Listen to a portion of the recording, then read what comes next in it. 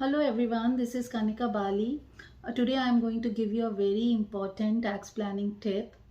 We all invest in mutual funds considering the attractive returns which they offer as compared to the traditional investments like FDs. There are many other traditional instruments also wherein we invest, but here I would not like to name them. So if you invest in mutual funds, you should always know that there are two type of mutual funds. One are equity oriented mutual fund and the other are debt oriented mutual fund. So an equity oriented mutual fund is a fund wherein more than 65% of the fund's corpus is invested in equities. Equities basically means shares or the share market. So wherein the mutual fund has invested its corpus of more than 65% in equities, it becomes an equity oriented mutual fund. And other is debt oriented mutual funds. So debt oriented mutual funds, they don't invest much in equities, they invest in corporate bonds or government bonds, which gives an assured rate of return. So the return is assured, but they are less risky. Returns are assured, but they are not very high. Okay, but in an equity oriented mutual fund, the returns are high, they are not assured, they carry a certain degree of risk, but the comparatively returns are higher as compared to the debt oriented mutual fund. Like we all would like to go to the equity oriented mutual fund only because it gives better returns and they are not that risky if we go in for a balanced equity oriented mutual fund.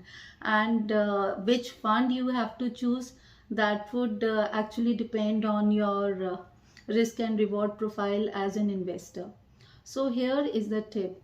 When we invest in equity oriented mutual funds and we earn long term capital gains.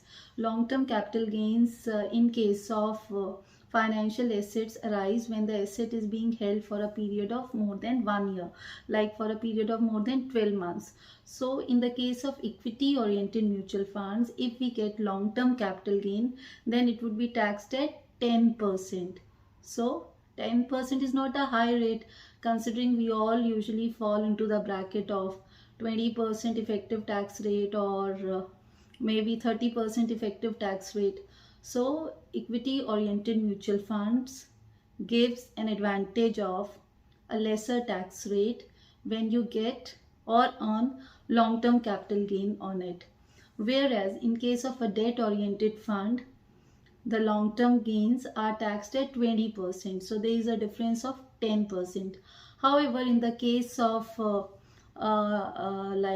debt oriented funds, you can take the benefit of indexation that will reduce your effective tax rate. But considering the period of holding for financial assets to be considered as long term is only 12 months, so the index doesn't changes much. Like if you buy in 2019 and sell in 2020, there would be hardly 5-6% change in the capital gain inflation index for the 2 years. So if you are considering investing in mutual funds, then our advice is this, that you should research the market well and try to find out the equity oriented mutual funds wherein your risk is not that high and the returns are comparatively better to a debt oriented mutual fund, so that you can leverage on the tax rate. Okay, I hope my tip helps you all, and see you all in my next video. Thank you.